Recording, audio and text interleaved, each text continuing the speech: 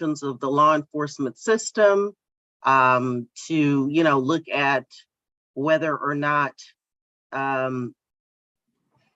it is operating in a way that supports effective community engagement, to make recommendations to the mayor, the city council, the city manager, if that exists, to review police academy and in-service training in human relations and make recommendations, to develop and recommend strategies, to develop and recommend strategies related to citizen participation and crime prevention efforts, to design and inform the public of its rights and responsibilities when coming into contact with police officers, and to develop and make recommendations with respect to community-oriented policing, and to study and review areas set forth above, but not limited to those areas. So that's what the purpose and function of CAB is, and just wanted to share that with you if anyone in the community ever wants to take a look at the municipal code that governs our work. At this time, we'll do the roll call. One sec, let me grab it. Rabbi Meltzer. Present. David Burton. Present. Samantha Jenkins. Present. Bob Ilko's here. Kathleen Fisher. Present. Ellis Clay. Adriana Flores with her new last Present. name. Present. Pastor Hodges. Here. Sergeant Wilson, not here. He's Paula here. Don. I'm here. Oh, you are. Let me change that X to the correct column. Ellis Clay Clay also also Don. here, sir. And Norma Sandoval. Here. 10 present, 1 absent, 2 absent. Mr. Vice Chair, Yeah. Mr. Ellis is present. Oh. Yeah, Mr. Ellis, yes. Okay. 11. All right. At this time, I will call for a motion to approve the minutes from our June meeting, as we did not meet in the month of July. Hey. Hold on So one moved. sec. We have a motion on the floor from Representative Sandoval. Do we have a second?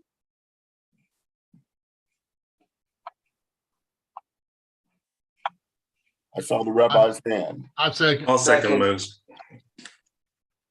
All right. I guess Rabbi Meltzer got there first, so we will take him as the second. All those in I got favor? the second first. Rabbi Meltzer. Yes, no. Yes. David Burton, Yes. Samantha Jenkins, Yes. Bob Ilko's a yes. Kathleen Fisher, Yes. Ellis Clay, Yes. Adriana Flores, Yes. Pastor Hodges, Yes. Sergeant Wilson, Yes. and Norma Sandoval. Yes. Passes. Thank you, everybody. All right. At this time, we open the floor for non-agenda public comment. Have we received any non-agenda public comment for this evening? No, Madam Chair, we did not receive any non-agenda public comment. All right. Do we have any non-agenda public comment from the board? No. All right. We will move right along then to kind of a standing item on our agenda. Is anyone interested in the secretary role? Currently, our vice chair is doing double duty. Putting that on the floor again this month. Anyone interested in that role, that opportunity? Okay, seeing no response, we move on. We will now go to the San Diego Police Department report being presented by Executive Chief McGrath. And we had a number of items that we presented to the police department this month, and hopefully going forward that we would just like to have reports on for the community. So we welcome you to go forward. Thank you very much. Can everybody hear me? Yeah. Yes, sir. Okay, good. So what I'll do is I'll kind of go down the list. Some of them, and I apologize, this is the first day back since I recovering from COVID over the last 2 weeks, but I'll do the very best I can with this agenda. And some of it, I think it's best to bring you to different locations on the city's website where they have a lot of this information at your fingertips, where you can just pull it up at your leisure and read what's on that. I think it's going to be a little bit more informative than what I would be able to give you in the time that I'm allotted tonight. But I'll start out with the staffing levels and the impacts on the San Diego PD response times. So as of today, we have, looking at the numbers, we're down 185 officers with 44 that are scheduled to graduate tomorrow. But as you know, it takes roughly about 6 months for them to get up on their own and be in a car and doing the job without a training officer. But they have the first month that's going to be agency specific, and then roughly about 5 months, excuse me, 5 months that they'll be in training, and then we'll be able to put them out in the divisions. We are down about 110 detectives, which has been pretty consistent over the last 2.5 years. As you know, we usually will promote our detectives and they come out of the patrol ranks. And when that happens, our patrol numbers will go down. So we have to have that balancing act of being able to promote enough detectives to get our jobs done, but then also making sure that we have enough officers that are in the field to be able to answer radio calls.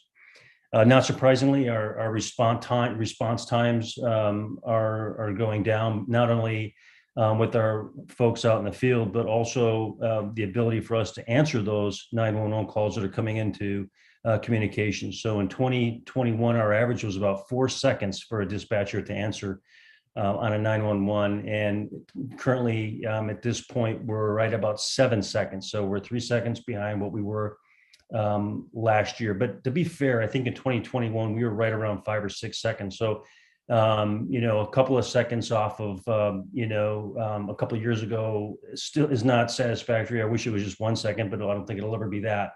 But definitely an increase from last year. We were at 4. So just a kind of a few things as to a reason why that is. Obviously, with our folks that are working with the San Diego Police Department and our retention being a problem, it's also the same in the dispatcher ranks. So we're down, I think, 16 or 17 dispatchers. And we're trying to, through our recruitment efforts, and we have currently 19 that are in the process or in backgrounds to be promoted, or to be hired and go to our communication center. But again, like our patrol officers, there's a breaking in period where they have to learn the job. And so they have a training portion of that. So they're not going to be fully functioning. So another dispatcher will be sitting with a trainee in order to get her to a level that is satisfactory and meets those certifications. Any questions on staffing level? Okay. Field training, officer shortages and impacts on new training patrol officers. So I think, thanks to the Police Officers Association and their negotiation with the city, they were able to get a 10% raise for FTOs. That has helped us exponentially in our recruitment for our FTO ranks. And we've also had some people who have stepped out of that job, who have come back and just needed to get recertified. So I think as far as like looking at where we're at, or where we were at 6 months ago, and really just panicking about how we were going to get people trained up, it's looking now like we're getting more and more people who are interested in either coming back or being FTOs. So I'm hoping that that's going to be a trend that's going to continue. So I know Jared's on here, and thank you for your efforts in that, Jared. Really made a big difference. The recent homicide and shooting incidents, what I will say to this is, and I don't generally like to speak in specifics only because I generally will talk to the homicide chief and ask them what it is that I can provide as far as information. And there, as you can imagine, they really would like me not to speak too much to specifics on some of these incidents because they're being investigated. But they're up. I mean, we're getting a lot of shooting incidents, I think, in the last 2 or 3 months, especially. And we knew this because of the summertime, that we have just, more traditionally and historically, we have more events of violence in the city of San Diego. But what we're really seeing is we're seeing an influx of incidents where guns are probably involved in almost 20 to 30% of these calls for service, where people are well, there's violence because guns are so prevalent. So you have people that are hanging out at the parks, or you have people that are, even Belmont Park, for example. We see more people that are kind of meeting there, and we're getting into a lot of arguments, not only with rival gang members, but also we have members of the community that aren't getting along, and there's incidents of increased violence. But more importantly, we're seeing just an amazing influx of guns out there in the street. The officers out there reporting that it seems like with every traffic stop that is made, there's either some ammunition or guns, or some contraband that's found, and that really goes to the fact that the guns are so easy to get now. Whether it's the ghost guns or whether it's people who we've arrested in the past. We know this, we've arrested people in the past who have actually started circulating guns that have either been stolen or have been hoarded for a while. And so the demand is great, and with demand comes the supply. And so we're hoping that through our efforts is going to start to see a reduction. But I don't know, we're doing the very best we can, as you know, and we're trying to find some results. The officer involved shooting still being investigated. Not much information is being put out by homicide or by our PIO, obviously by design. It has to be reviewed by the district attorney's office. So as soon as we hear something from them, you'll all know as well. In dates and times of San Diego PD Captains Advisory Board meetings, I've had Rudy Tai, who's our chief of patrol, to ask his captains for their schedule. It changes depending on what they're doing, sometimes month to month or even quarterly.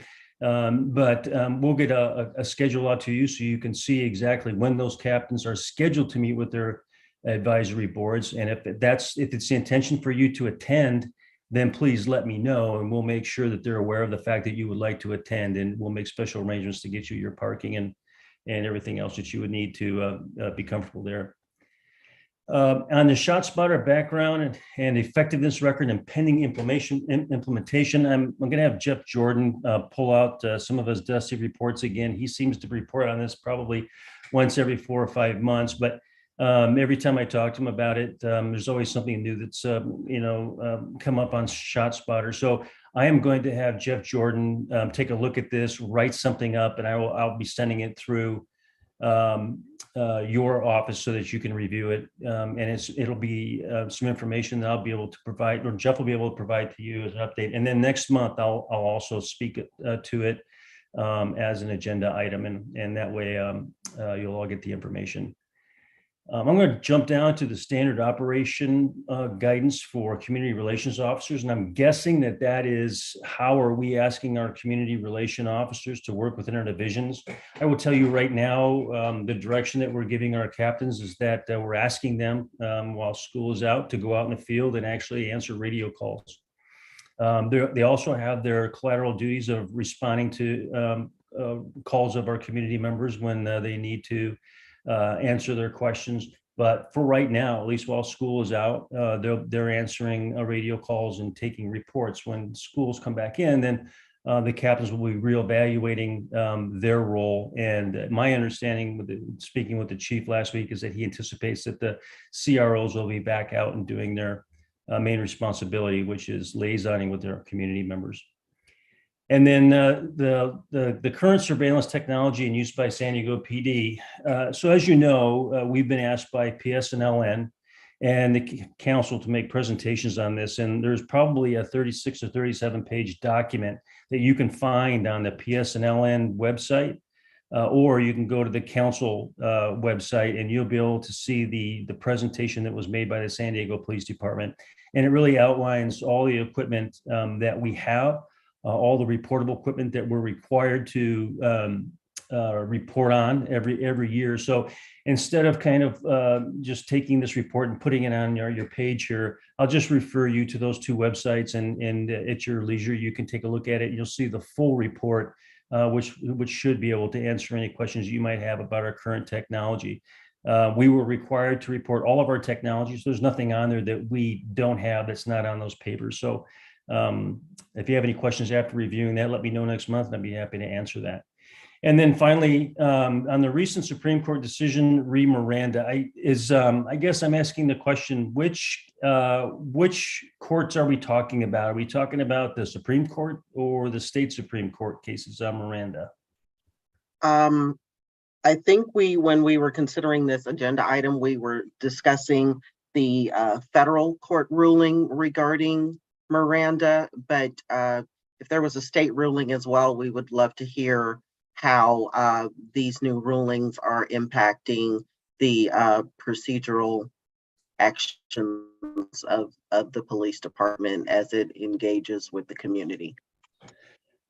So I think what case you're talking about, and I think it came out sometime in June of this year, was a case that happened up in LA where a police officer arrested somebody. They talked to that person. That person gave a statement which incriminated them. And then when they went to court, it was determined that the officer, in talking to this defendant, did not Mirandize this person, did not tell them they have the right to remain silent. So at the end of this trial, there was a concern that this was going to be problematic for future defendants, and that police officers should be liable for those omissions and should be sued by the defendants if they did it intentionally. So the court ruled, it was a majority ruled, where 6-3, I think what it was they said that that police officers cannot be sued for failing to Mirandize somebody when they make an incriminating statement. And the judges ruled that the remedy for that would be to simply just throw out the statement that the person made and not be able to use that against them in any criminal proceedings. And anything much more than that, I'm really not able. I mean, I'm not a lawyer, so I couldn't tell you what they were arguing for. But that, in a nutshell, that's basically what it says.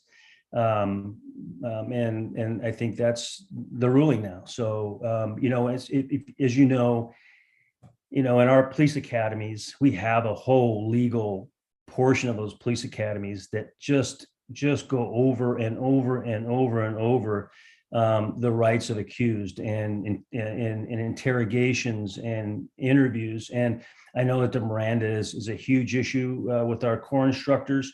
And our police department has never had a problem with officers willfully violating anybody's Miranda rights. So I'm not concerned about San Diego PD. I don't know what happened up in LA and what really kind of precipitated it. But in any event, the Supreme Court heard the arguments and said that the remedy or the relief for the defendant should just simply be that statement is thrown out of court. So that's all I got. That's all I really know about it. Okay, so just for clarity for both us as board members and the community, given that we do have a responsibility to educate the community as to their rights and responsibilities when engaging with police officers, just want clarity.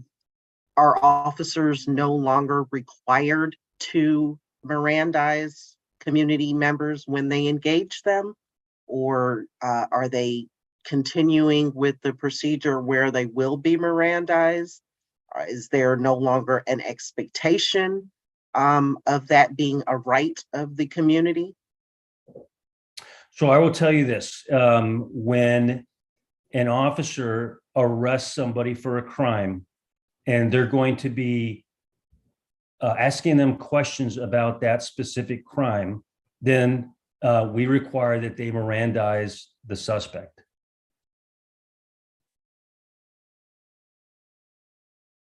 Okay, thank you for that. Is that the summation of your report this evening? That's it. All right, thank you. I want to open the floor to board members to ask any questions that they may have regarding the content presented this evening.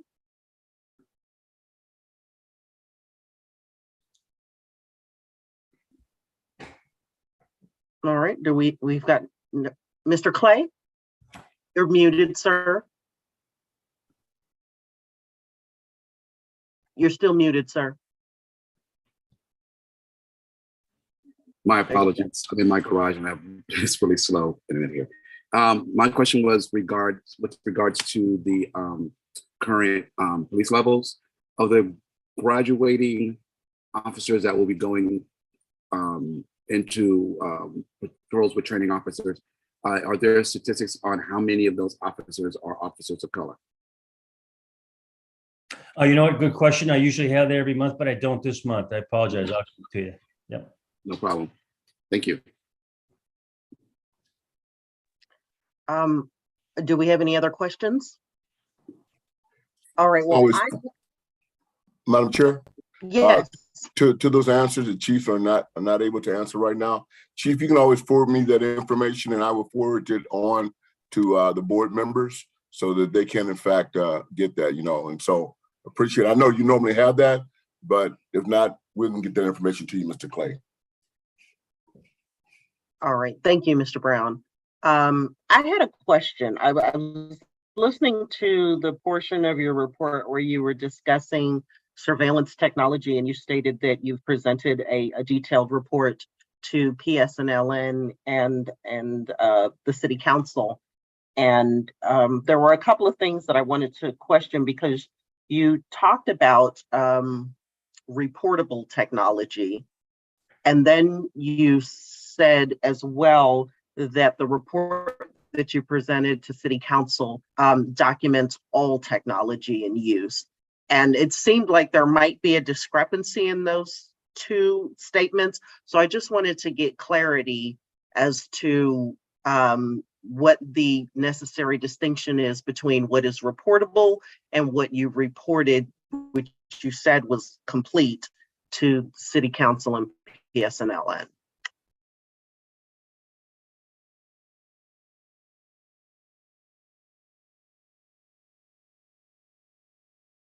Chief McGrath, you're muted. There we go. Yeah, so I think that during the PSNLN and in the council meetings, there was questions that were asked about what technology that our folks who are on task forces use. And Chief Neslett was pretty clear about that we were not able to discuss that because that would violate agreements that were made between the federal government and San Diego PD while we were in those federal task forces. It's not our technology, it's theirs to disclose. And so you're stating that that only applies when you're in a joint activity with federal forces? Right. Okay, so the report that you gave to PSLN reflected everything that you have that is just for use by SDPD. And what you didn't report was whatever you use in conjunction with federal forces. Yeah, and I wouldn't know what that is. I mean, that would be a question you would have to ask the federal government. I don't have an all-inclusive list of what they use, but you can certainly ask them, and maybe they'll tell you. But we're only required to report what we have in our department, and that's what we did. Okay. And just for the sake of a little additional information, how often do you find yourself in joint activity with federal forces? Every day, because we have officers that are a part of the several task forces within the region, and so they are part of that, and so they use that technology in coordination with those federal efforts. Okay. All right. So what you're stating then is that we need to go pull the report from City Council or PSNL and then be prepared to have discussion regarding that next month? Would you be prepared for that? It depends on what you want to discuss. I know that during the actual presentation, there was just a few questions about the technology, but it helps if I know ahead of time what it is that you would like to ask. That way I can go talk to the subject matter experts and get as much information as I can about it to be able to provide that to you for your meetings. But if what you wanted to do was pull that report up and ask me questions about it, I would not be prepared to give you a very good answer. Mm-hmm. Okay. Mhm. Well, I guess we will have to move forward with collecting that information, and I'm sure our executive director can assist us with that, and we will be in touch should we have any questions. Thank you so much. Does anyone else have any questions for Chief McGrath this evening? Okay. All right. Well, thank you so much, sir. Have a good evening. Take care. All right. Moving on with the agenda to the executive director's report.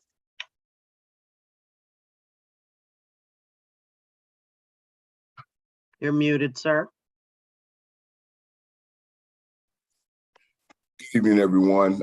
Just wanted to report that, as you know, my other collateral duty is as the interim executive director for the San Diego Human Relations Commission. And one of the things that's coming up in the October and November timeframe is a project that we're working on with the commission called San Diego's Against Hate. We are planning that along with the state project to actually have a gathering, a conference, if you will, to invite in for folks to be partners with the human relations, with the city human relations commissions, because there are two, one's for the county and one's for the city, but with the city human relations commission to talk about hate. As you also know, there has been an increase in hate crimes across the United States. As we are seeing more gun violence, we are seeing more hate crimes performed against all folks from all walks of life. We've seen an increase in hate crimes as it relates to the Asian community. And I think that this afternoon we're going to hear from Special Agent Justin from the FBI that's going to talk a little bit about that as well. And so we're looking for partnerships, and what that means to the CAB is this, okay, is folks coming in from different communities all across the city of San Diego, meeting with the Human Relations Commission as we kick off this campaign against hate. And so that's from the Human Relations Commission. I also have been nominated for the State Human Relations Committee that's going to oversee this project as well. And so again, any amount of help that we can get from folks from those districts that are here in the city of San Diego will be greatly appreciated. Madam Chair, that's all that I have. All right, thank you. Does anyone have any questions? Yeah, Norma? Yeah, I was wondering, the United Against Hate campaign, do you know if that's an alliance with the schools? Because I know that they have no place for hate in many campuses throughout San Diego high schools in particular. Are they in any way aligned? And if not, or if so, how can we get students involved in also participating in this campaign, if possible? Ms. Sandoval, to answer your question, the San Diego United Against Hate is not at this moment connected with the schools project. However, the coalition against hate, which is ran by the Attorney General's office here in San Diego, that has a coalition made up of the FBI, the DA, law enforcement, and other community organizations throughout the county of San Diego. They have partnered with the schools to stand against hate. And so I think that's a part of the partnership that we want to make sure that we have. The executive committee, as we were talking, this is also a good time to bring up that we were talking about school police, okay? And how do we interact and work with school police, and especially around the issues of hate? Because if you take a look into school, our schools are representative of the United Nations. And so we definitely want to be a part of that as well. That's all I can tell you. But right now, the United Against Hate Free San Diego, they are not a part of what's going on in the school as of yet. Any other questions for Mr. Brown? All right, seeing none, we will move forward then to the chair's report. This evening, I wanted to just remind everybody that the state RIPA board, that's the Racial and Identity Profiling Act, has meetings that occur either monthly or quarterly. And I just wanted to share with you all where you can find that information. It's on the State Attorney General's website, and their next round of meetings are going to be held on August 23rd. There's a Calls for Service subcommittee meeting that you can attend virtually. It's at 2 p.m. And then the next RIPA board meeting is going to be on October 12th, 2022. So if you go to the State Attorney General page and you go to Racial and Identity Profiling Advisory Board Meetings page, what you'll see there is access to minutes and agendas for previous and coming meetings. And the next thing I wanted to share with you all is that as a part of your agenda packet for today's meeting, you received a document that I prepared, and we're seeking approval of the board before we move forward with sending it on to Director Chida Warren Darby at the Mayor's Office, the Director of Boards and Commissions. You may or may not know that that department has an advisory group made up of the chairs of all the different city boards and commissions, and I participate in that. And in that meeting, we have an opportunity to talk about the successes and the challenges of the boards and commissions, any support or resources we may need from that office and the mayor's office, as well as any other city departments. And we talk about how the work of our board or commission is moving forward. And so one of the things that we were discussing was, that several boards and commissions are seeking resources to support their work, whether it is related to marketing so that the community can be better informed of what we do, whether it may be connected to resources for the purposes of training and development of board and commission members, or resources that could just support our general engagement with community members. I see your hand, Mr. Wilson. I will come to you in just a moment, okay? And so has everyone had an opportunity to take a look at that document? Do y'all have any thoughts on it? No, I see Norma's head saying no. I have not. Has anyone else had an opportunity to look it over? Okay, would y'all like for me to put it on the screen, or do you just want to look over it? Yeah, okay. So I'm just curious. The only thing I received for today's meeting was an email this morning at 10:26. I didn't receive any packet. So I'm just looking for whatever other documents I guess we have for this meeting tonight as well. Well, it would have just been this one document that I'm referring to, and then the agenda for today's meeting. I think we can definitely make sure that if there was some oversight, or maybe if you need to confirm your email address with Bob, that we'll make sure that everyone gets those for next month. Was there anyone else that didn't receive the agenda and the oh, okay. I received the agenda, but I didn't receive it either. Okay. I got the agenda, but not the document. Well, I apologize for that oversight, and we will make sure that that is not the case next month. I'm going to go ahead and share screen so that I can pull that document up for you all, okay? Let me also add, Madam Chair, that we sent that out to everyone. However, for whatever reason, everyone didn't receive it. But that document is also on the CAB's webpage as well. It's posted there as well. And so one of the things that might happen is that we'll send the documents out, but if you have not seen or heard from me, please give me a call. And then also everything that we post is there on the webpage. as well. Thank you for that, Mr. Brown. So Where this is, exact- Right. I'm sorry? I'm looking at the website and I don't see any of the documents. I see the agenda for today under meeting information, but I don't see the document that you are recommending. Is it memorandum? But that's April, so that can't be it. I will scroll down on the website. I'll pull it up for you and come back to you. Okay. Are you all able to see what I'm sharing? Can you see it shared on the screen? Could you Okay. expand the document some more, Madam Chair? Leah, let me try to do that. My eyes are not as young as they used to be. None of ours are. Let me, see if I can do that. I'm not sure. Up at the top, you see where it says, there you go. That a little better for everyone? We all got the middle-aged eyes. All right, so do y'all want me to read it or just put it up on the screen and let you take a look at it?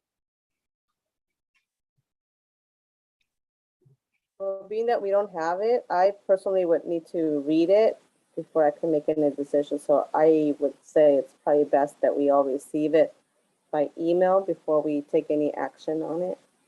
Okay, all right, that makes absolute sense.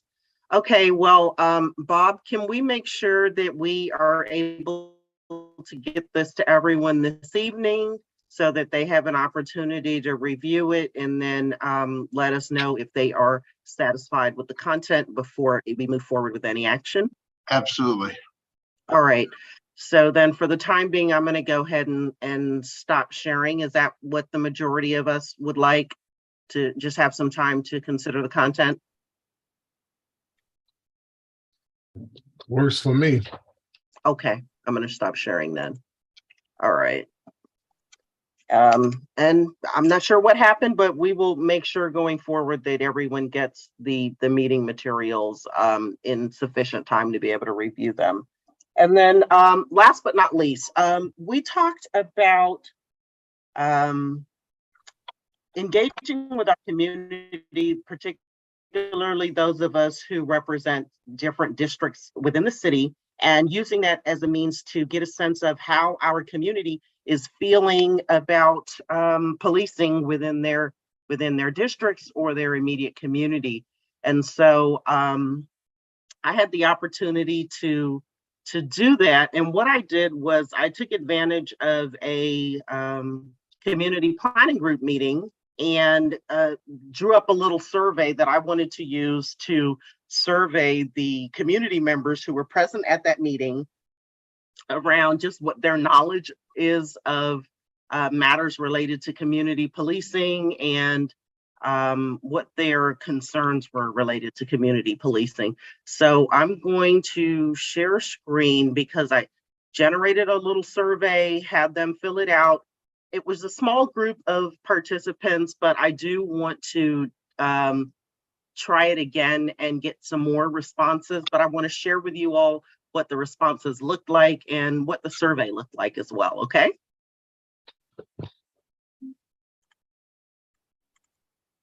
So what you can see here is, let me see. Can you all see the screen? I essentially asked 5 questions of the members of my community. I represent District 4. And those questions were, are you aware of the Captain's Advisory Group that exists in your district? Have you ever participated in it? Do you know what division represents you within SDPD? Do you know who your community relations officer is? And do you know how to contact that individual? And then I asked them to select 3 of their top concerns related to community policing in their area. And so the first chart here, if you can see it, speaks to those first 5 questions. And the blue represents yes, and the orange represents no. And so the majority of the respondents from the group that I polled communicated that they did not know about the Captain's Advisory Board. in their community. And naturally that coincided with the vast majority of people never having participated in that. When asked, did they know what division represented them within SDPD? The majority of people did know. You see the blue here is the higher amount of responses. That's at a 2-to-1 rate for those who didn't know. So, I mean, that's an awareness. The majority of people did know who their community relations officer was at a rate of 2-to-1, which is good news. Our community relations officer in our community is very well entrenched in our community, well loved and respected. And the majority of people in my community did know how to contact their community relations officer. So that was kind of a non-scientific survey that I conducted with mixed results, but not terrible results. At the very least, people know who their community relations officer are for the most part and know how to contact that individual. This next chart here represents concern areas that people may have regarding community policing.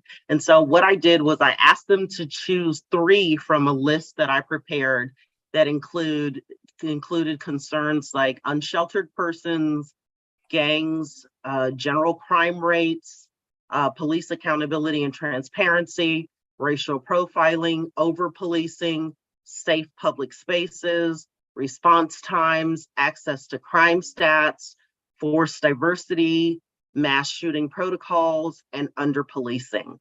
And from this group of participants, the top concerns were unsheltered persons. What I'm seeing in our area is a significant increase in the number of unsheltered persons as people are moving further out of downtown and central San Diego, and under policing being their next most significant concern. And then equal number of responses related to safe public spaces like parks and response times.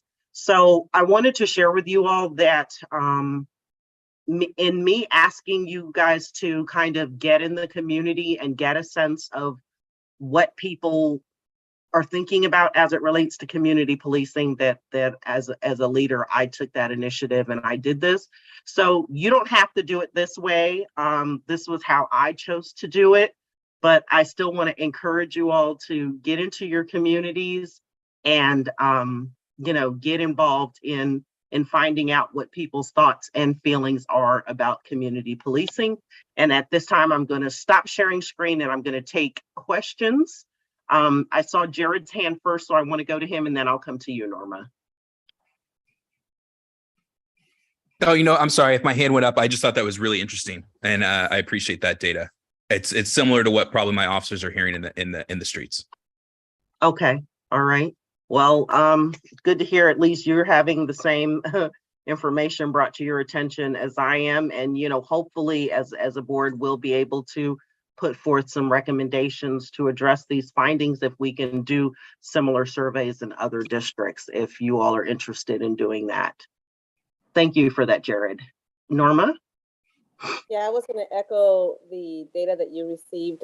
In District 9, SDOP, which I'm also part of, we conducted a survey, and the number one concern was definitely the homelessness, or displaced individuals, as well as cleaning up our streets. There's a lot of trash, so that was number 2 that came about as top concerns for the community. So I really appreciate you sharing that, because as you saw, the under policing, it was also a concern that, when we had a question in CAB some months ago about whether there was over policing, the community said no. On the contrary, we want more officers on the ground, and we want to make sure that there's safety in our community. So, and I see that your data also echoes that. So I appreciate you sharing that as well. Thank you. Thank you. And I think it'll be very interesting to see if in other districts and in other areas of the city, if you all are finding the same thing. And if anyone is interested, I am very open to sharing the really brief survey that I generated if you want to use that in your communities as well. I think we had talked about trying to do this during the summer, as that might be the best time to try to engage people in group settings. But if you're not finding it's going to be feasible for you to get that done in the next couple of weeks, hopefully you are planning for some sort of community engagement activity in the month of September. And if you need to, yes. If I could add, I think it would be a good idea for our members in the various districts to align with the local organizing, like I did with SDOP. There's many community groups out there that already have a big group of individuals from the neighborhood that can give you a lot of participants in one single meeting. And we were able to align with SDOP, was able to work with Sean Elo's office. So we are very appreciative of that. And being able to include your congressman or your city council members is also key to be able to bring about the changes your community wants, so that they can see that there's alignment and that there's movement in the community to provide for those areas that the community feels need to be addressed. Thank you for that, Norma. Mrs. Mellos. Hi, good evening, everyone. Thank you so much for your presentation. I am receiving messages from many of our residents that they do appreciate with what law enforcement has been able to do with the limited resources at this time. It's been very difficult for some residents who do want to become a little bit more involved and meet our local police officers. There's been several locations, not locations, but events to meet our local SDPD from Central, and they have been canceled at the last minute due to several individuals targeting those businesses that would like to participate and have meet and greets with SDPD and the residents. And I have to say that, we are an inviting community. We want to participate. We want to meet our local law enforcement and our residents and our business owners. And what just a handful of individuals are doing to ruin that is absolutely should not be tolerated by any group. And it's completely disrespectful. And we had some elderly residents who had planned and canceled doctor's appointments to attend these meetings. And they're not very technology, they don't check their emails on a daily basis and don't check their texts. So they didn't receive the email that these meet and greets were canceled. So they showed up to these events and were very disappointed and contacted me. I received emails and I didn't go, but these individuals who did go were very disappointed that individuals from the community had harassed businesses because they decided to join and want to engage and bring everyone together. That is what we're all about, correct? Is bringing everybody together, no matter race, color, job, ethnicity. We're all about being one right now, right? So no one has the right to be disrespectful to any business owner.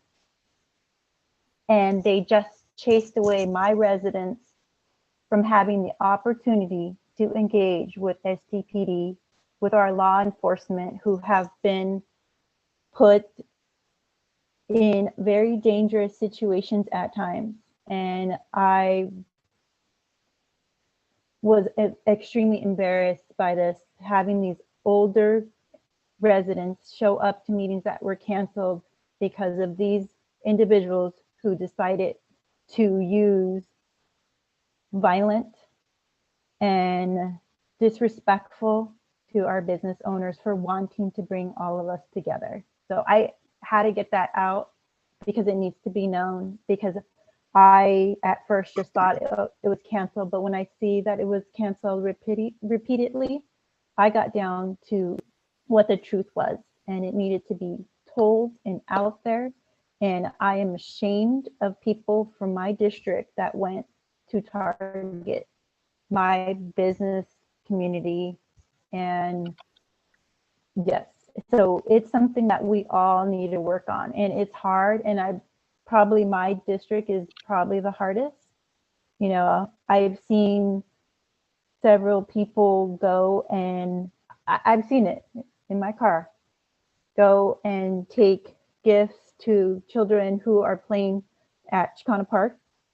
And I've seen individuals just basically been disrespectful and to those individuals. And that is not our community. We need to be above that, and we need to really, really start working as one, because it's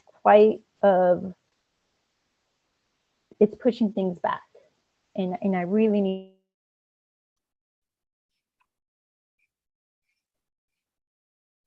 Mrs. Mellos, your audio is dropped out, so I don't know if it's just on my end.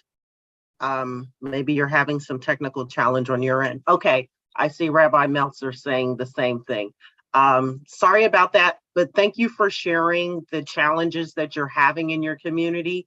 If we as a board can brainstorm some strategies to support you in being able to host a community engagement event where your community could feel safe in connecting with their community relations officers and other members of the police force there in the community, please let us know how we can support you. But thank you for sharing. Rabbi Meltzer, I saw you look like you were waving, or did you want to say something? No? Okay. All right. Does anyone else have any comments or questions about the report I shared? No? Okay. Well, let's move forward with our agenda then. We are at item 10, community impact. We will first hear from FBI Special Agent Justin Melancino.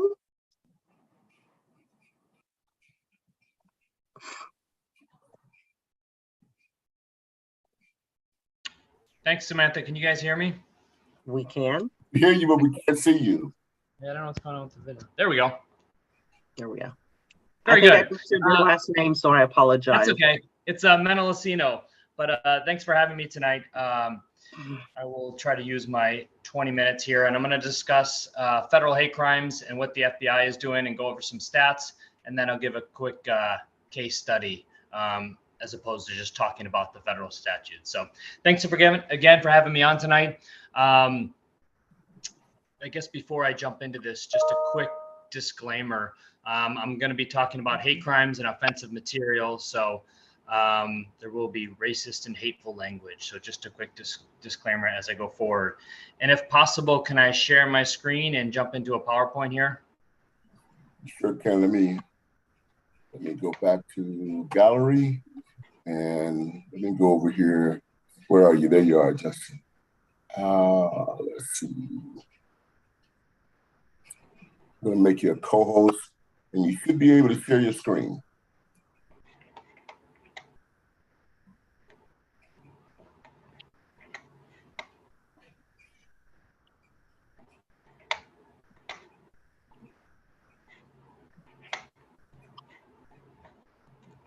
All right, I'll share this window. That's all it's allowing me to do, which is fine.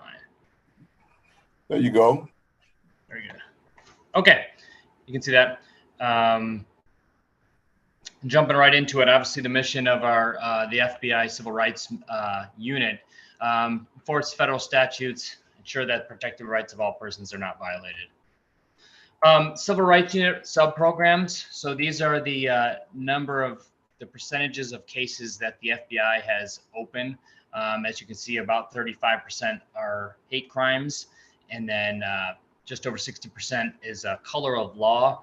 And color of law simply means investigating a person using the authority given to him or her by the government agency. So Sir, that's we're just seeing the cover page of your presentation. Oh, it didn't move? No. No. If you hit slideshow. It Yeah. should go and see all of it, or double click on it. It should be there. Let me stop sharing for a second and reboot that. Sorry about that.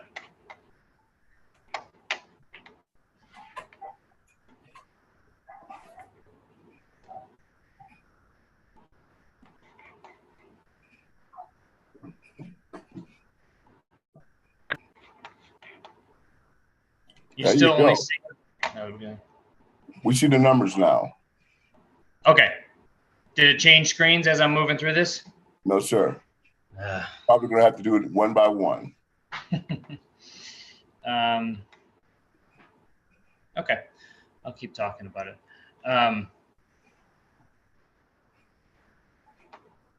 It's not allowing me to share my entire screen. I guess that's part of the problem. Let me do this then.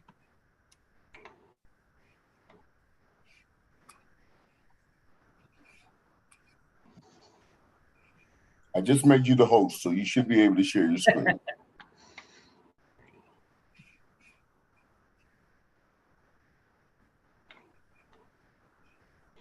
try this.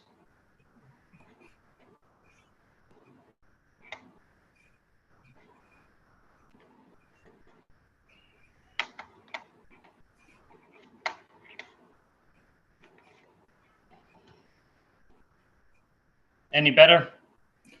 Well, we see everybody on your screen. Yeah, we're just looking at your Zoom page. If you just want to talk us through it, yep, that's fine. I'll talk us through it then. Okay. So as I said, the civil rights unit sub-programs are hate crimes, color of law, and then freedom of access to clinical entrances, which is clinical entrances like Planned Parenthood and threats of violence to them. And that's a smaller percentage. It's less than 5% of our cases. And the definition of a hate crime is a criminal offense against a person or property motivated in part or in whole by the individual's bias against a race, religion, disability, ethnic, national origin, sexual orientation, gender, and gender identity. And the FBI hate crime cases, so just of the 3 units of civil rights unit, obviously 1 is hate crimes. And of those, about 50% are race-related hate crime cases. And then second is religion, followed by sexual orientation. And that's kind of the same numbers that we see nationally from the Uniform Crime Report. And in some of the last data from 2019, when there was over 7,100 incidents, 55% were racially motivated, 20% were motivated by religious bias, 16% were from sexual orientation bias. So kind of the same numbers, and what we're getting from the UCR is what we're seeing nationally from agencies that report their numbers through the Uniform Crime Report. And you can't see the screen, unfortunately, but we're going to talk about hate crime versus free speech. And obviously, non-threatening hate conduct is protected by the First Amendment. So organizing a gathering to promote hate, circulating offensive materials, posting these views online, these are all protected by the First Amendment in that they are non-threatening. As we get into what's called true threats, so the First Amendment does not protect threats and true threats, and the Supreme Court defines a true threat as a serious communication of intent to commit an act of unlawful violence against an individual or a group. And obviously, we're seeing a lot of this in today's day and age with the internet and social media. And so this question comes up a lot. So a serious communication of intent to commit an act of unlawful violence against an individual or a group. So obviously, there's a protection from fear of violence and protection from possibility that threatened violence will occur. So what is a true threat is not, and this comes up a lot as well. So if it is merely political hyperbole, which basically means just an exaggeration, that is not a true threat. So also if the threat threatens financial harm but not bodily harm, that is not considered a true threat. If it is merely offensive, no matter how offensive, it is not a true threat. So political hyperbole is probably what we get the questioned on the most, and that's just an exaggeration to making a point. So if somebody said, for example, people who are blank are idiots and should all be shot, then that's considered political hyperbole. It's just an exaggeration to make a point. So a true threat has to put a person in fear of physical harm. And here's an example on the screen, which you unfortunately can't see. And it's basically, it's a note directed at Jackie Robinson. And it says, "We're going to kill you if you attempt to enter a ball game at Crosley Field. We have already got rid of several like you." And so it's a very direct threat, and puts the recipient in fear of bodily harm. A couple things that do not have to be considered regarding true threats.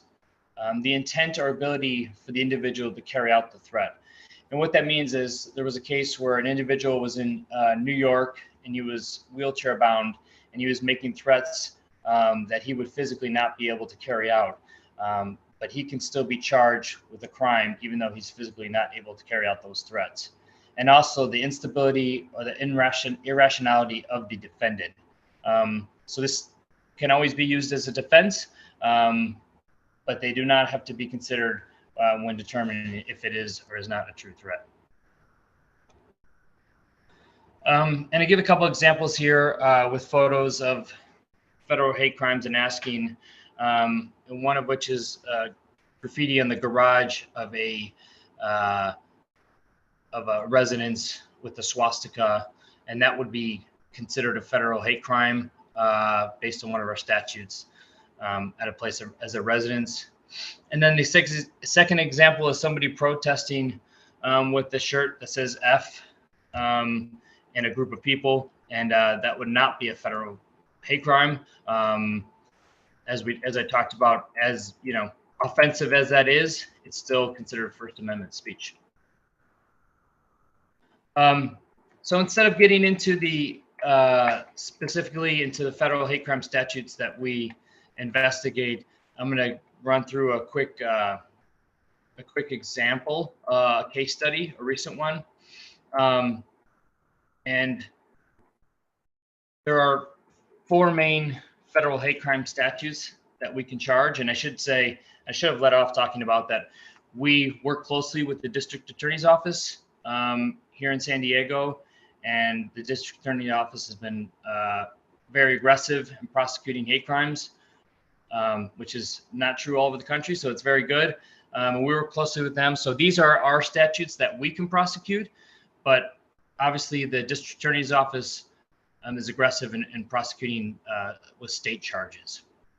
And so the 4 federal hate crime statutes are federally protected activities, the Church Arson Prevention Act, the Hate Crimes Prevention Act, and the Fair Housing Act.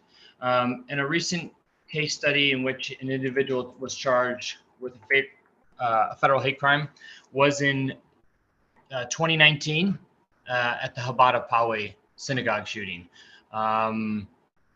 Most of you probably recall this, April 27th, 2019, when an individual, who I'm not going to name, went to the synagogue with a rifle and began firing during a religious holiday. And the sheriffs were the lead investigators, and FBI was assisting with that investigation. And so we had concurrent prosecutions after the investigation. So state charges and federal charges. The state charges were murder, attempted murder, arson, and then the hate crime enhancement. And then we had those 4 federal hate crime statutes that I mentioned. And the federal indictment in this case, there was a 113 count federal hate crime indictment. And there was 54 counts of obstruction of free exercise of religion by force. And the reason why there's 54 is because in the federal side, every individual who was in the Chabad that day was a victim. And the federal the indictment included all of them in the counts. And then there was also 54 counts of 18 USC 249, which is the attempt to injure with a dangerous weapon because of race or religion. And then there was 1 count of damage to religious property, and that's 18 USC 247. And then there was an additional firearms charge, which was 4 counts of crime of violence with a firearm. So that's a recent, very public, very extreme and devastating incident that occurred just over 3 years ago that was charged with federal hate crime here in San Diego. And just to finish off the example and discuss the resolution of that case. So in July of 2021, the individual, the subject, pled guilty to all those state charges I mentioned and was sentenced in September of 2021 to life without parole plus 137 years on the state side. And then the federal case resolution was in just after that in September 2021, he pled guilty to the 113 count federal indictment that I mentioned. And then later that year, the end of 2021, he was sentenced to life plus 30 years in federal prison. So that's the quick discussion on federal hate crimes and the FBI here in San Diego, and a quick case study on a more recent case, which was charged and completed. So, and take any questions if you have them. I believe Mr. Brown had a question.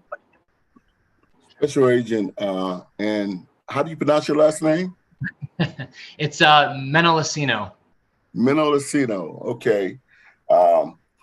You talked about political hyperbole, and you gave an example of a person, I guess, and correct me if I'm wrong.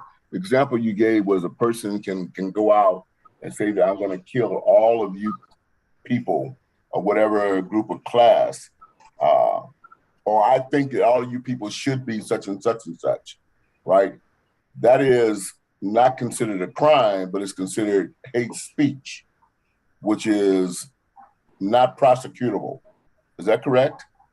Yeah, on the federal side, that would be considered political hyperbole, which is just basically an exaggeration to make a point. So yeah, in the example, it was, people who are blanks are idiots and should all be shot. So yeah. And so the question arises, okay, with everything that's going on in the nation now, if someone directs others to take action, as we are watching the different things that are going on with the political hyperbole, and that those folks take action, now is that person liable for the actions based on the words that he or she spoke? If that makes any sense. Yeah, Because it makes others, sense. It's good. Yeah, I'm sorry, go ahead, please. No, I just say it makes sense, and I know what you're getting at. It's a good question. I don't, as far as being liable, I don't, since it wouldn't meet the threshold of a federal hate crime. I'm not sure if they could be charged with some other state charges for that speech, or if the fact that action is taken afterwards, if that changes the fact that it was still just political hyperbole when it was first stated. Okay, so, and again, not to, because I'm not a lawyer.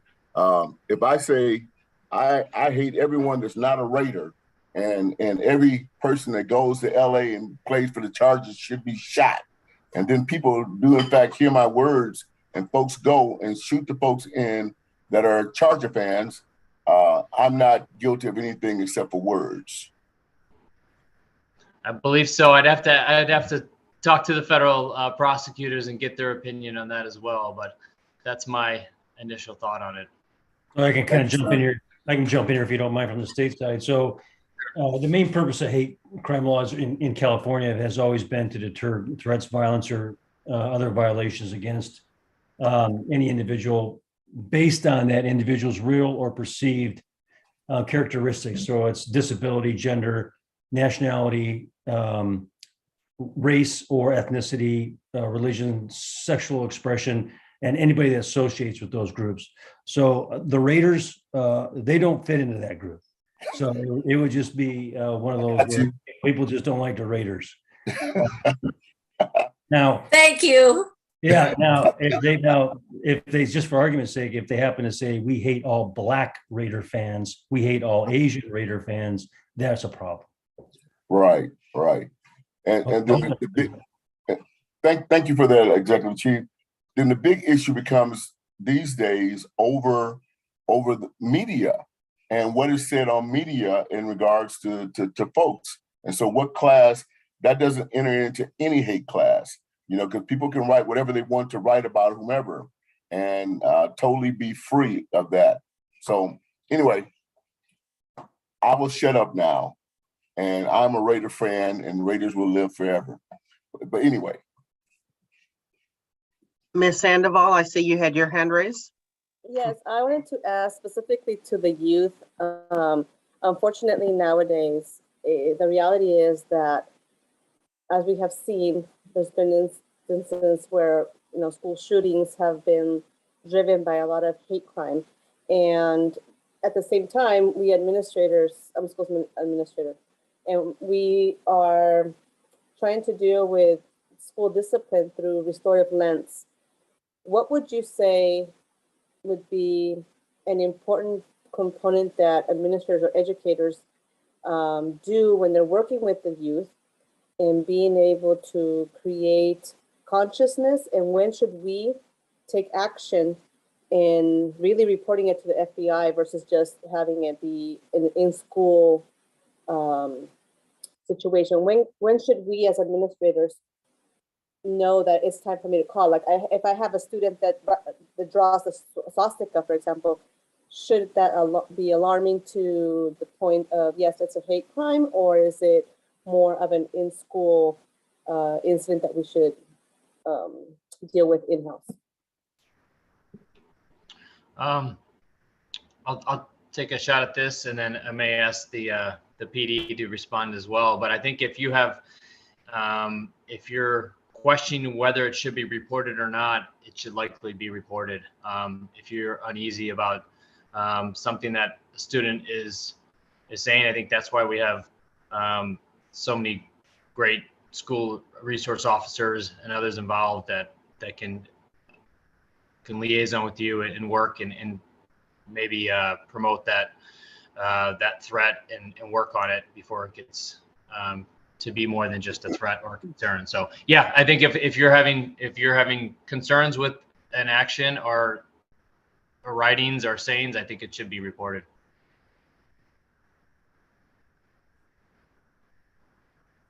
Thank you.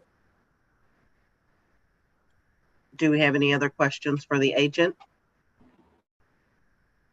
All right, I did have one question.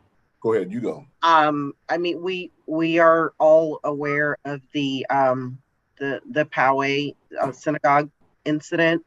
Do you have any statistics that speak directly to any change or increase in hate crimes specific to the San Diego region?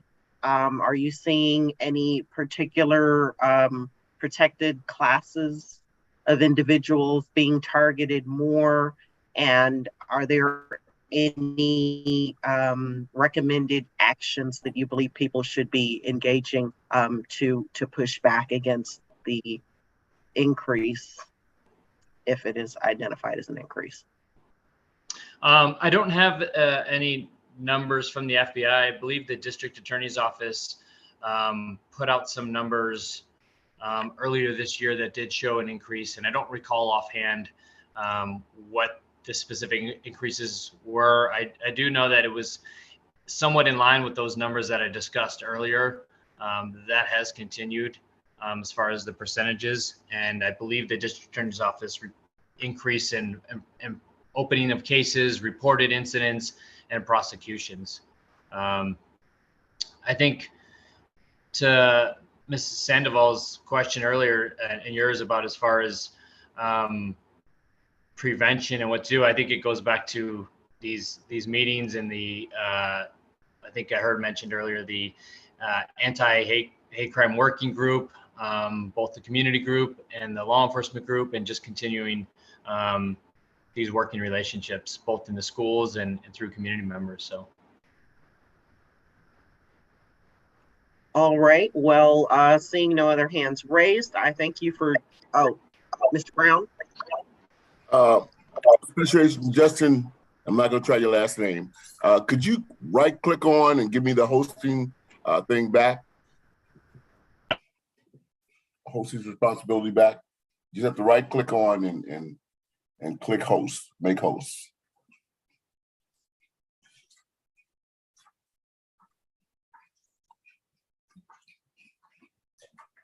Thank you, sir. All right, Jared. No, I think did he leave? I just had one more question, but if he left, it's all good. He left. All right, never mind. Thanks. All right, so we will move forward then. We have with us this evening Christy Hill from the ACLU and the CPAT Coalition, as well as Genevieve Jones-Wright from MOGO and CPAT Coalition to speak to us about the Protect Ordinance. Thank you for joining us, and thank you so much for your patience this evening, ladies. Thank you for having us. I'm going to try and share screen.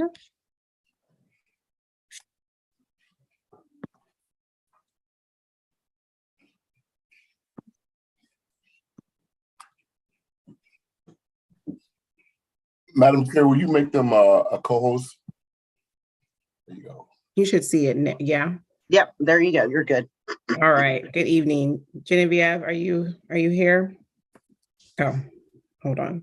I am. I'm trying to get my lighting together. When I appeared on camera, it was a little dark in the room, but go ahead. Okay. Well, good evening. Thank you for having us. My name is Christy Hill, she, her, hers. I'm with the ACLU of San Diego and Imperial Counties, and we are a member of the Coalition for Police Accountability and Transparency, otherwise known as CPAT. And we're going to talk with you tonight about the Protect Ordinance.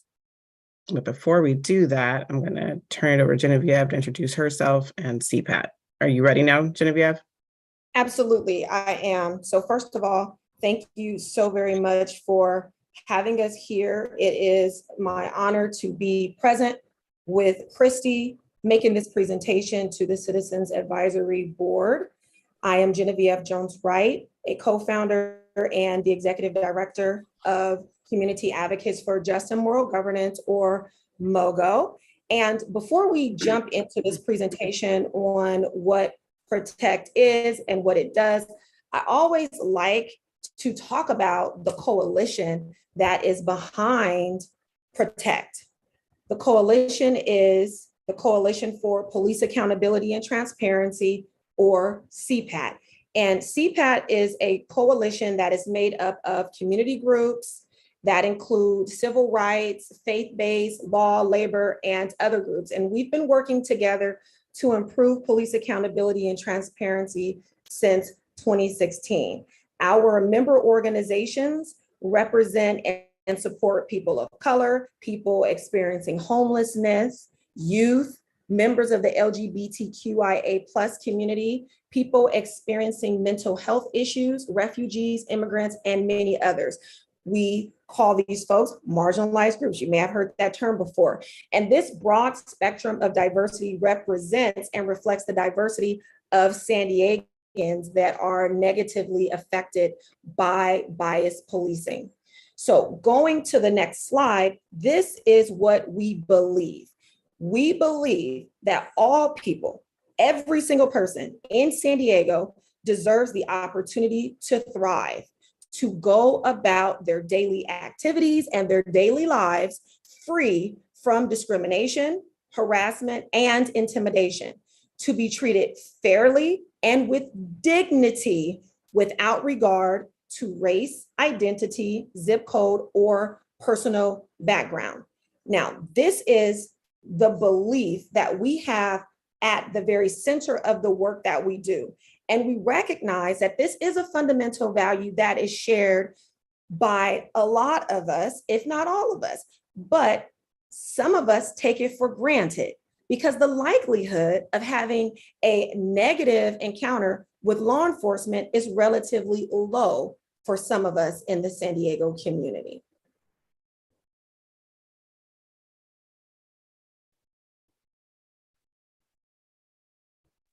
Sorry, as presenter, I'm having to navigate two screens and unmute and do the slides. So forgive the brief pauses. So sadly, the value that Genevieve just shared is not one that is universally shared by every law enforcement officer in our region. And this is not surprising given the racist origins of policing. And so, you know, it's important for us to take a few moments to ground our conversation in the way that policing operates today, and that the fact that it's operating the way that it was intended to from its conception. And it was conceived as a way to police, control, and criminalize the movements of Black people and other groups society attempts to marginalize. It works exactly how it was intended. Policing has been a part of this country for a long time, even before the United States of America was established as an independent nation. Informal militias were formed throughout the colonies to enforce order. Police forces were created to control enslaved Black people. There were forces known as slave patrols. Many white males were required to participate. In the southern states, these patrols enforced what were known as slave codes. And later, post-Civil War, these codes evolved to be known as Black codes, laws which allowed white people to essentially control almost every aspect of the lives of Black people. The Black codes exploited a loophole of the 13th Amendment to the Constitution, which abolished slavery except as a punishment for crime. Black codes criminalized nearly every form of Black freedom and mobility, political power, and economic power. They evolved to become known as what we know now as Jim Crow laws. Jim Crow fostered anti-Black discrimination in government institutions nationwide, and this legacy of racism and discrimination lives on in laws today, such as surveillance technology that is placed in communities of color, or laws that disproportionately harm Black and brown communities, some of which we will discuss shortly, and which Protect seeks to address.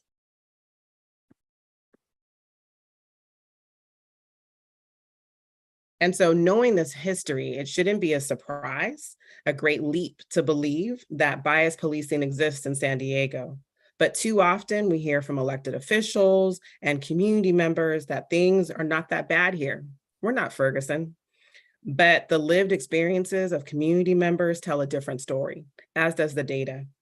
Bias policing exists here, and the headlines on this slide provide a glimpse into the lives harmed behind bias policing and over policing occurring in San Diego County. In the interest of time, I'm just going to highlight one story, and that is of Columbus White, who was wrongfully pulled over and accused of being on probation or parole, so the police officer could search him without probable cause. The situation escalated when an arriving backup officer used unnecessary force on a person recording the traffic stop. Both ended up being cited and released. And, you know, it's important as we talk in the next slides about data, and as, you know, you have conversations in this group, it can be easy sometimes to disassociate the real lives that are impacted by everyday policing tactics and to forget the human lives that are not just taken by fatal force, but also just everyday encounters. And so we like to show this short video, if it's gonna work for me, yes.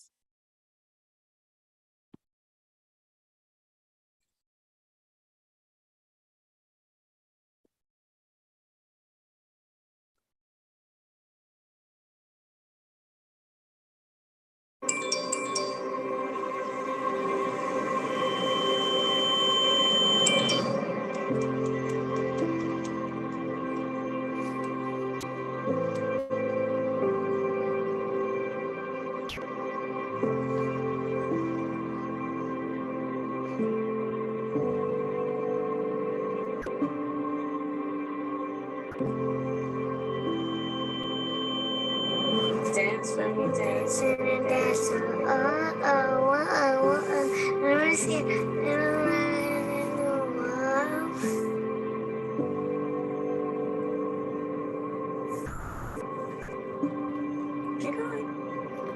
don't know. That's perfect. Okay, Dawn.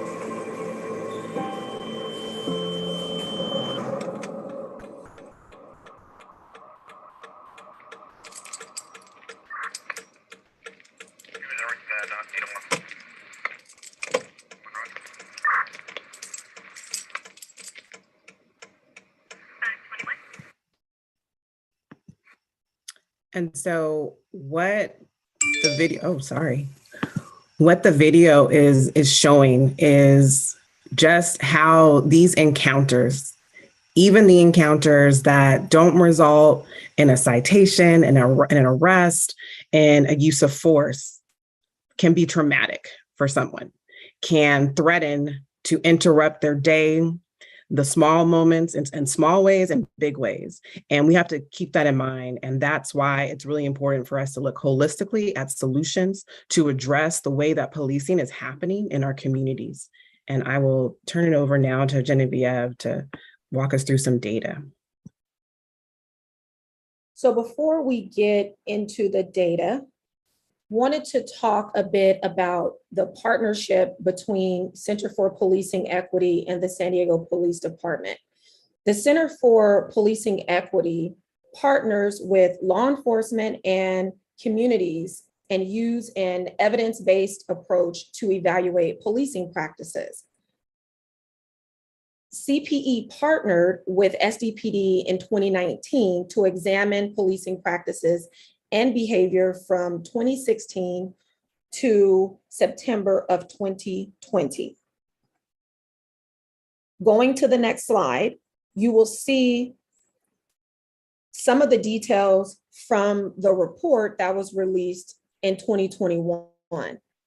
The June 2021 CPE report shows what every other report before it showed, that there is a different standard of policing for certain groups, and it cannot be explained with usual police rationale like neighborhood demographics. So looking at this slide, after accounting for crime rates, poverty rates, and local demographics, SDPD stopped Black people for non-traffic stops 4.8 times as often as they did white people. SDPD used force on Black people 4.6 times as often as they did on white people. Going to the next slide, SDPD's own researcher, CPE, recommended that SDPD identify risk factors, including policies and practices that lead to the disparities that have been reported time and time again, and to develop targeted interventions to address racial disparities in each area. Now, it is important for us all to remember that behind the statistics and the studies and the numbers that we're talking about are human lives, real people, San Diegans. And so as Genevieve said, there are literally decades of data that have been released showing that bias policing exists in San Diego and by the San Diego Police Department. This timeline provides an overview beginning in 2002, when one of the first studies that we're aware of was commissioned by SCPD that came out and found racial disparities in stops and searches. This trend continues today, report after report. The San Diego State University study in 2016, the Campaign Zero report in 2019, media analyses in 2019 and 2020, and finally the CPE report 2021. And while these reports were coming out, there were also recommendations coming out, like from the Citizens Advisory Board, which in 2019 made a recommendation to do a moratorium on pretext stops, something that has not been implemented. And so we have the data, and it keeps, but there hasn't been any meaningful changes. And as we look at data from the last 2 years, we see that during the pandemic, the data kept coming in. In June 2020, the KPDS released an analysis of SB 1421 records from all local San Diego law enforcement dating back to 2001. And it showed that law enforcement was more likely to use lethal force on people of color compared to white people. In July 2020, NBC7 reports spikes in racial profiling complaints to SDPD in 2019, where it jumped from 8 complaints in 2016 to 25 in 2019. And then in 2021, we have the CPE report, which you just heard some of the data from that study. One of the other highlights from that study was that more than 200,000 stops were due to an officer's based on an officer's reasonable suspicion of criminal activity. Black people were also far more likely than white people to be stopped for equipment violations, traffic, and non-traffic stops. So we have 2 decades of reports, calls for reforms, budgets have been expanded year after year in the last 10 years, and yet disparities remain. And so that is why we feel so strongly as a coalition that it is time for a transformative change, not just change, but transformative change.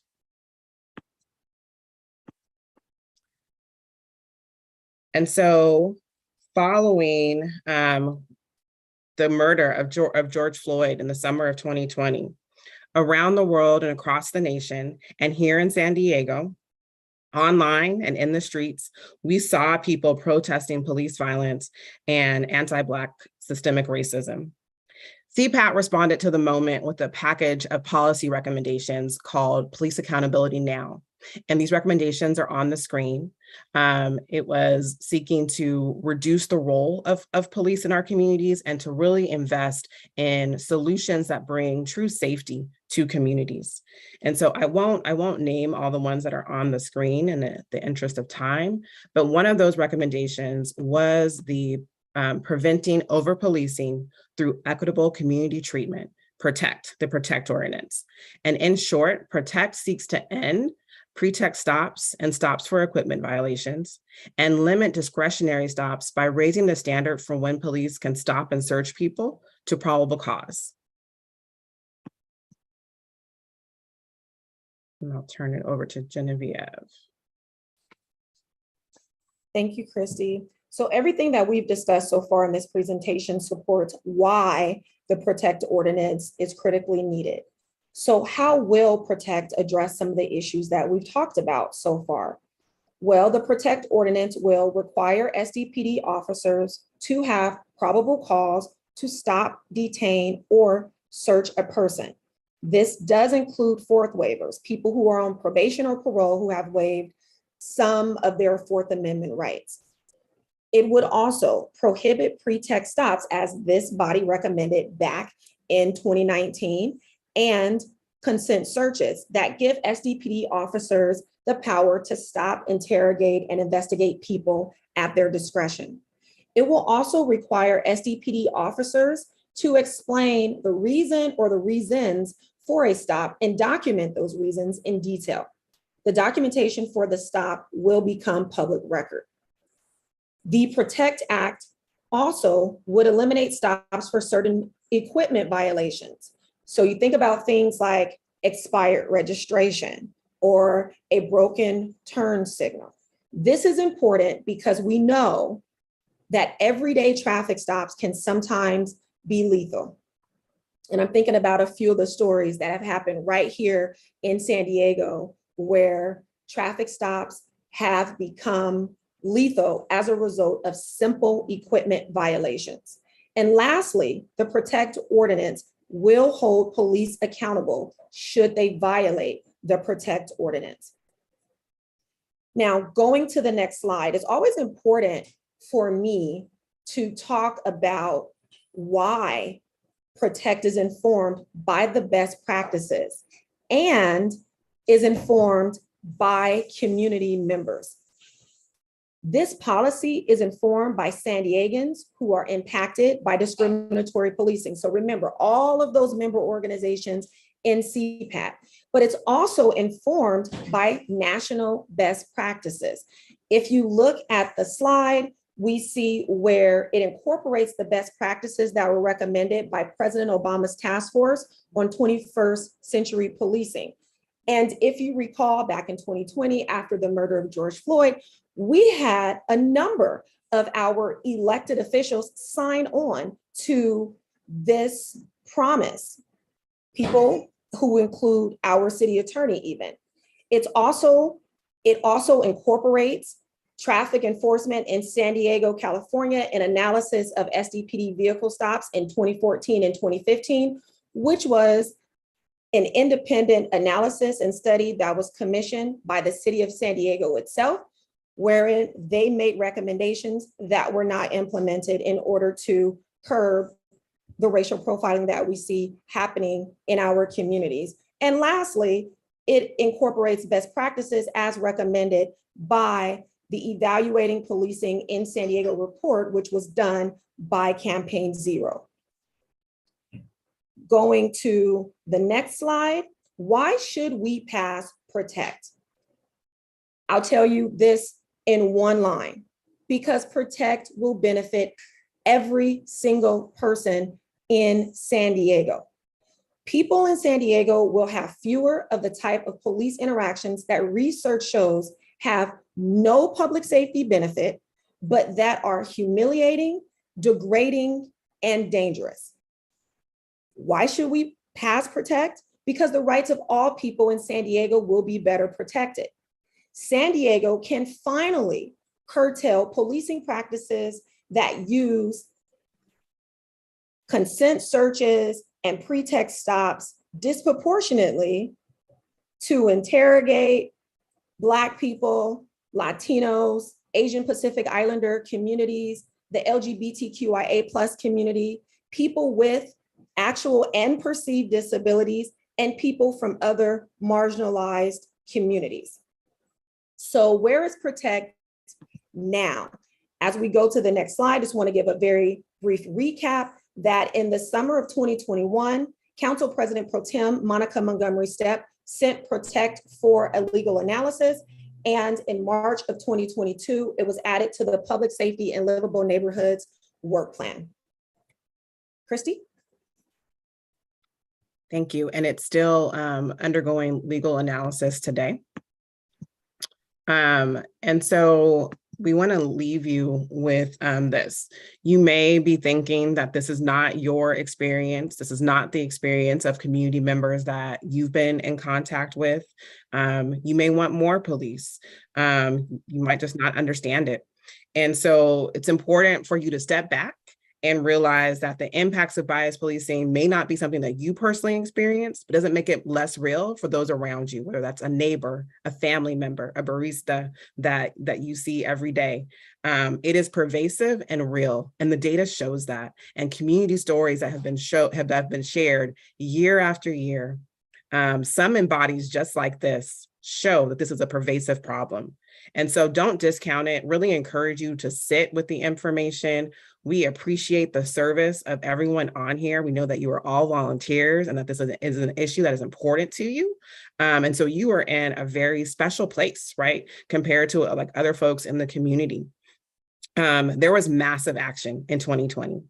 And it felt like we were on the verge of something, transformative in some ways. And we are at risk of falling back into the status quo. The issues that drove everyone to the streets in 2020 are still happening today. The issues that, as we saw at the beginning of the presentation about the origins of policing, they have changed over the years, but they haven't gone away. And so we need to change how we are approaching this. And so just really encourage you to ask the questions, to engage with the data and with community members that have been impacted by bias policing. And with that, we thank you for your time. Hopefully we're right on time. And if I'll look to the chair for whether or not there's time for questions. Yeah, I do want to take the opportunity to to respond to any questions that are prompted. I want to thank you for your thorough presentation. I have a couple of questions, but let me scan the group first and see if anyone else has questions before I ask mine. Mrs. Mellos. Thank you for your presentation. I was wondering, who are our local politicians besides Monica Montgomery, who is for the Protect Act?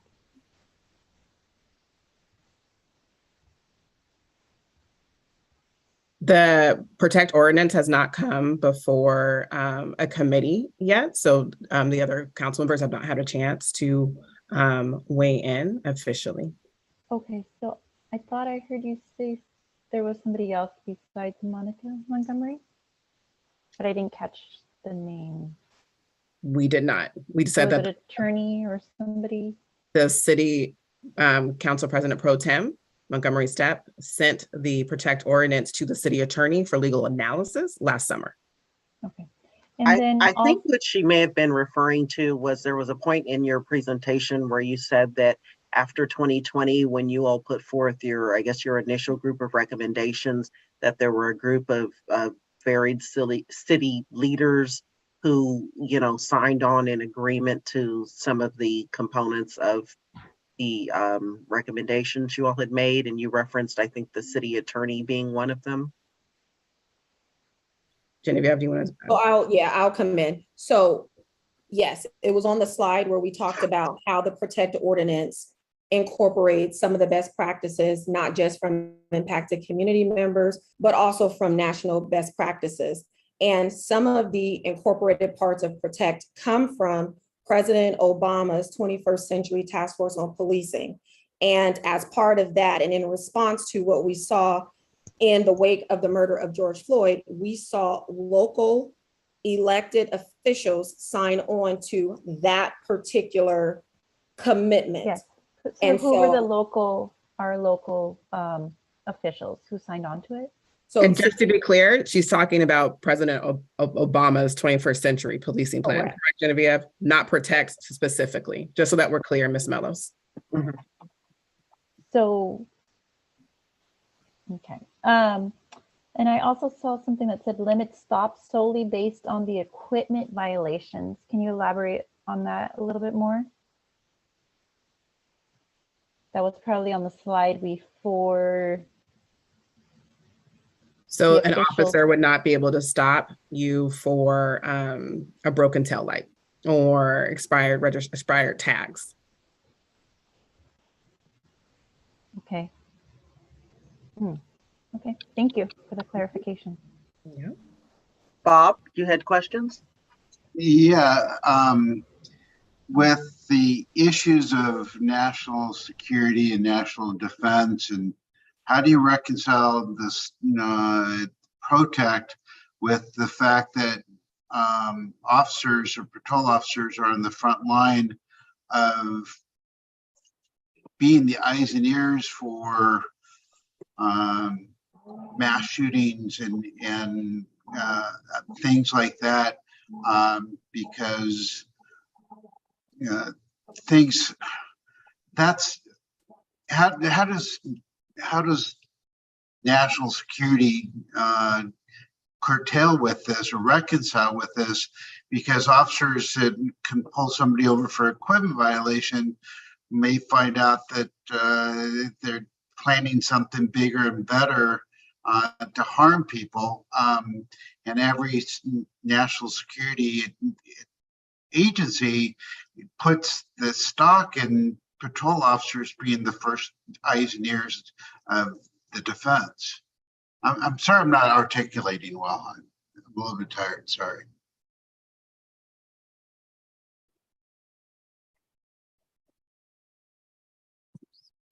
So I would say that we, as a coalition, do not believe the police should be engaging in fishing expeditions. What the data shows is that pretext stops impact communities of color more, and that there is no public safety benefit to them, but there is a great deal of trauma, and that is something that report after report has found. And so we're operating on facts and not the hypotheticals. But appreciate your question. Okay. Mr. Burton? Come off mute. Yes, thank you. First to, where you at there, Ms. Jones-Wright, and you just shifted Ms. Hill for your presentation, very informative. On one of your slides, you had the stat, it was, like 4 to 1 for different categories. And I think it said that you had eliminated like factors for like race and maybe economics, I'm not sure. But I just wonder if you could go back to that and kind of talk to the formula of how you guys came up with those statistics and how you kind of factored out like what math was, kind of derived for that.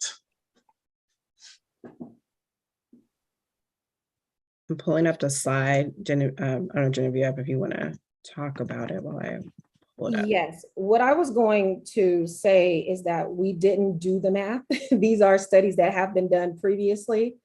And this comes directly from an analysis of San Diego Police Department's traffic data.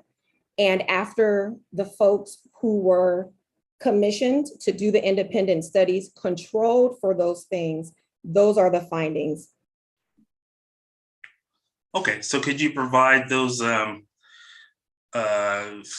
did those reports? I just feel like now in our current culture, people throw out statistics and data, but sometimes it's hard to actually, especially if you're a numbers guy, like, find that raw data and kind of see and do the trail of math to how they got to their percentages. So absolutely, I can put links into the chat. I welcome any and every person to check the studies out for themselves. We had the 2016 San Diego State University analysis that was done. We had the Campaign Zero report that was done. And then we had the CPE report that was released last year that was done in partnership with SDPD. And they are all available publicly, and I will happily provide that information. Perfect. But I think everyone should take a look at the startling statistics. Right. Okay, yeah. And then just 2 more questions. So I think for the taillights from registration, would that be like, are you gonna, I guess, propose a certain limit? Like, let's say if someone's vehicle registration is out 5 years, like, would that be then, grounds to stop them? And then also too, like with the taillights being out, I think that also kind of raises like a safety issue. So like, have you bounced that off of, I don't know what regulatory agency kind of handles that, but, so if people are driving at night with their taillights out, now you're also affecting other drivers. So have you guys kind of addressed that issue when promoting that particular one? And then again, what is your parameters for registration being out to like when would that be something? And then how would you also then, I guess, prevent people from not re-registering their vehicles if they know they can't get stopped and fined? Yeah, those are great questions, David. Thank you for asking them. So I'm kind of going back to some conversations that we were having again in the wake of George Floyd's murder, where we were talking about how we needed to take certain things off of police officers' plates so that they can concentrate on serious and violent offenses, get those response times down, and actually do the work that they want to do. And a part of this is reimagining what we ask our police officers to do. So with the Protect Ordinance, we are asking for a conversation with the community to rethink having armed police officers enforcing equipment violations that we've seen have no public safety benefit and that actually escalate into other things where it becomes lethal outcomes. council member, and I'm going to say Council President Pro Tem Montgomery Stepp. It's a long phrase here, but she actually placed into her budget proposal to have code enforcement actually do that. And I think there's an option that makes a lot of sense. There are other jurisdictions, some that are even in California, that do not have armed officers enforcing equipment violations. We can look to Berkeley and we can look to other jurisdictions, and other communities have figured it out. And so it kind of goes back to the question that Mr. Ilko, I believe, raised earlier when we're talking about certain of these stops that police officers do.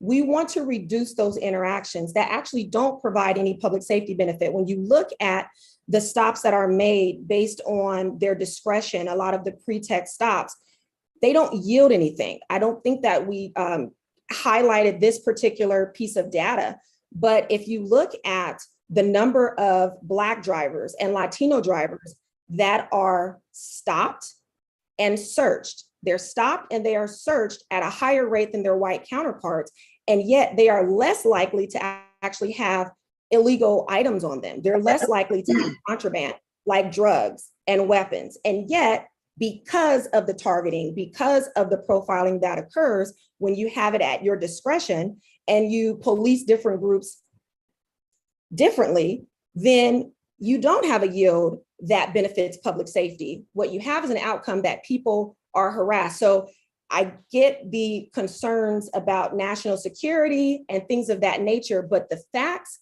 bear out that that is not what's happening on the stops, that we are searching and stopping people based on their race and their perceived identity, and it is not yielding anything that would say that they were doing anything illegal. What it results in is a targeting, a harassment, and discriminatory practices. And the other thing that I want to make sure that I say is, as I was on this call and I appreciated the conversations around how community members feel comfortable or feel safe with engaging with community resource officers, we really do have to talk about how no community member is going to feel safe to engage with community resource officers if they don't feel safe from racial and identity profiling.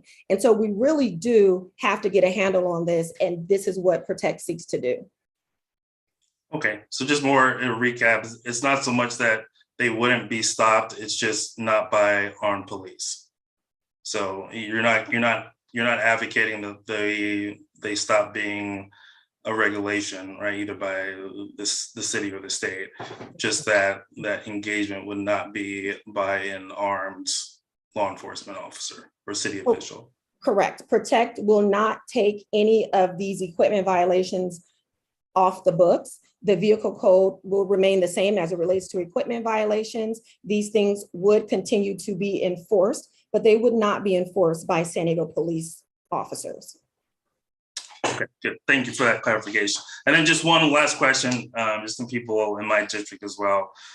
So, I mean, we understand the issue of over policing, but then we also see the stats that crimes have gone up. I think rapes are up like 11% from last year. I think violent crimes are up like 8%. And I think that's not even just a San Diego thing too. It's, I think we're seeing that trend throughout the US. So I know it's a difficult question, but what is the balance between we're seeing this spike of crime, but yet we're also saying, let's police less, because for folks who are victims of crimes, they're, I'm saying I see where you're coming from, but crime is also going up. So, at the end of the day, especially like where I live here in District 3, people are like, they still don't want their cars broken into. Obviously, no one wants to be sexually assaulted. You don't want these other serious crimes, murder. So how do we truly kind of have that balance when the numbers are saying that crime is getting worse? So and that's it. That's my last question. I'm so sorry. If I could interject, ladies and gentlemen, I recognize and appreciate that everyone is very intrigued by the presentation we received this evening.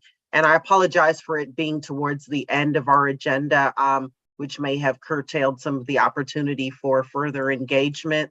And it may be that we ask Ms. Hill and Ms. Jones-Wright to join us again for some additional conversation if they are able to support that in their schedules. But we are at time for our meeting this evening. We are slated to wrap at 8 p.m. I appreciate the interest and the questions that everyone has, but we do have to respect the parameters of our meeting, and we are at a time boundary.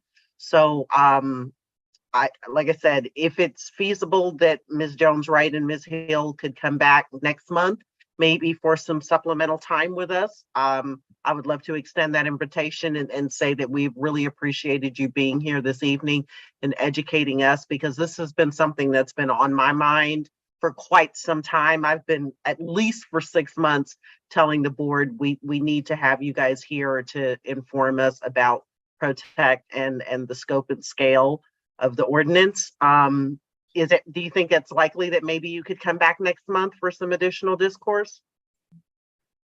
I'm going to speak on behalf of both of us, yes, but I also think that Christy should be given an opportunity to just answer that question, even if it is 30 seconds. Certainly. Yes. Yeah, no, on the rise in crime, that's definitely something that we hear, and you're right, is a narrative that has been, pushed across the country. And I think what's important to think about is that some of the solutions that folks talk about, more police, more money, different types of training, those are all solutions that we have tried over and over. KPBS, released a story this year, a few months ago, saying that SCPD has received an increase over the last decade. Every year, they have gotten more and more money, and we have seen the same disparities over and over. So it's time for us to try something different to actually address these issues. And when you see communities that actually invest in addressing the root causes of homelessness, addressing the root causes of mental health issues, and addressing the root causes of why folks are committing acts of burglary, robbery, whatever it might be, that you actually start to see changes. And it's like to invest in this more holistic approach that is not criminalizing people, but is actually providing them, what they need to thrive in our community. And I also just want to go back to the reports. I think it's really important to be clear. The Center for Policing Equity report, which was the specific report that addressed your question, Mr. Burden, about that data around 4.8 and when you remove certain demographics. That organization was contracted by the San Diego Police Department directly. They gave them data that other folks don't even have access to analyze, and they also found these disparities. The Campaign Zero report, it was on the slide, but I don't believe we said it out loud. That was commissioned by the ACLU. It's an independent body, but we did commission it, and they analyzed RIPA data. The San Diego State University, as Genevieve shared several times, was commissioned by the city of San Diego back in 2014. So these are independent studies. We can throw some links in the chat. They are all available to look. There is data that's public. So this is not something where we are pulling numbers to share it, to create a narrative. It's factual. And when you start to have to deal in only hypotheticals, you wonder why the police are doing that, right? Like, why can't you respond to what's actually happening on the ground? And so just really encourage you to stay focused on what's actually happening and not to, get caught up in the fear tactics. Thank you for that time, Chair Jenkins. So thank you so much, ladies. I've appreciated your presentation this evening. Like I said, would like to invite you back next month for some additional conversation, maybe delving a little deeper into some of the statistics, because these are issues and concerns that have been on my mind, as well as the minds of other members of the board. And it is very important for us to be fully versed on these issues so that we can then educate our communities. So thank you. I want to call the meeting to close tonight, and I have appreciated everyone's participation and engagement. Thank you very much. So that The links this is are in the chat. Jones-Wright has put the links inside of the chat. So everyone has. Right. You're going to say something, Ms. Wright? You took the words right out of my mouth. Thank you so much. Okay. All right. Meeting adjourned. Thank you so much, everyone. Thank you. Good night.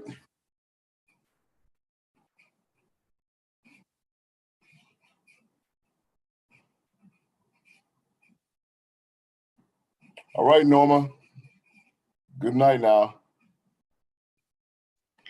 Just you and me You and I, again. Bob. Huh? Just you and me. I got the minutes are done. Good shirt, Bob. San Diego State. Yeah, game is in 19 days. First game. Yes. How are you doing? Good, good, I think. You think? Yeah, I How's your father? I worked out pretty hard today, so. I did too, man. I lifted this computer and I went to my bedroom. I lifted it up from there and came back to the table. That'll do your A1C pretty good.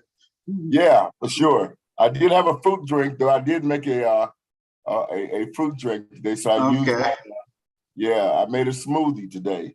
Good for you. And then I'm gonna have a glass of wine and go to bed. So that's all right. You do that. Hey, October 1st. Put that in your calendar. You're invited to a wine dump party. We open bottles of wine that need to be opened. And so October 1st, we're going to do another wine party. Well, excellent. Then what I'll do is, if you don't mind, I'll invite myself and I'll invite my daughter that doesn't drink. And so she can drink, right? And we'll have something for her too. Yeah.